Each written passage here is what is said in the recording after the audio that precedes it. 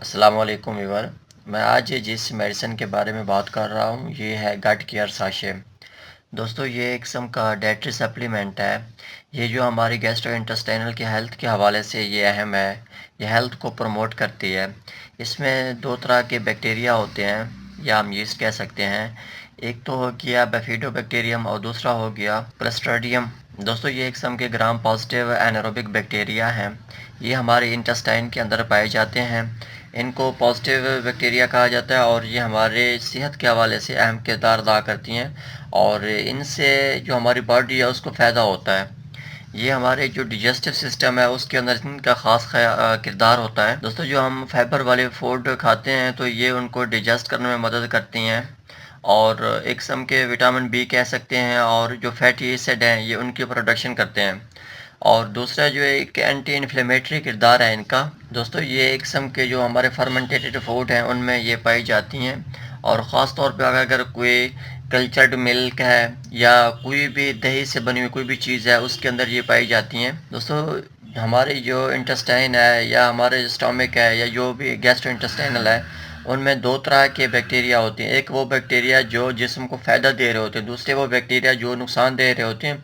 नुकसान से मुराद ये है कि वो किसी न किसी किस्म की कोई बीमारी पैदा कर रहे होते हैं। जैसे कि अब ई कुलाई है, वो मोस्टली डायरिया काज कर देता है, वो ग्राम नेगेटिव बैक्टीरिया है। इस साशिए को हम उस वक्त इस्तेमाल करते हैं मोस्टली तौर पे जब पेशेंट को डायरिया होता है।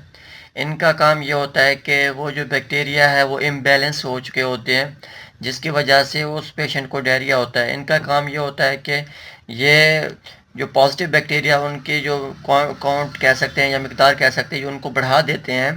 दोस्तों हमें ये इस शक्ल में फ़ायदा देते हैं कि बैक्टीरियम जो है वो प्रमोट कर देता है क्लोरीन की रीअब्जॉर्प्शन को, जिसकी वजह से होता यह है कि हमारी जो जीआईटी है या इंटेस्टाइन है उनके अंदर एक फ्लूइड एक्सक्रीट होता है और बाज़ एक किस्म की या फ्लूइड ड्रेनेज होती है। डायरिया की हालत में होता यह है कि जब हम ये साशे इस्तेमाल करते हैं ये सुप्रेस कर देता है उन बैक्टीरिया को जिनकी वजह से मरीज़ को मोशन लगे हुए होते हैं या डायरिया की हालत में होता है मरीज़। दोस्तों जब हमारे इंटेस्टाइन के अंदर जो फ्लोरा इम्बैलेंस हो जाए तब इसको इस्तेमाल किया जाता है ताकि ये बैलेंस कर दे उन बैक्टीरिया को। दोस्तों अगर हम इसकी डोज की बात करें, वो बच्चे जिनकी उम्र 1 साल से कम है वो एक साशे इस्तेमाल कर सकते हैं दिन में एक बार, और वो बच्चे जिनकी उम्र 1 साल से ज़्यादा है वो 1 से 2 साशे इस्तेमाल कर सकते हैं दिन में 2 बार, और वो बड़े वो दिन में 1 से 2 साशे दिन में 2 से 3 बार इस्तेमाल कर सकते हैं। बेहतर यही है कि दोस्तों आप कोई भी मेडिसिन इस्तेमाल कर रहे हैं वो आपके डॉक्टर की हिदायत के मुताबिक ही इस्तेमाल करें। दोस्तों आपका गट केयर या इससे रिलेटेड कोई भी सवाल है आप कमेंट कर सकते हैं। आपको अगर मेरी ये वीडियो अच्छी लगे तो काइंडली मेरी वीडियो को लाइक और शेयर कर दें, मेरे चैनल को सब्सक्राइब कर दें। शुक्रिया, अल्लाह हाफिज़।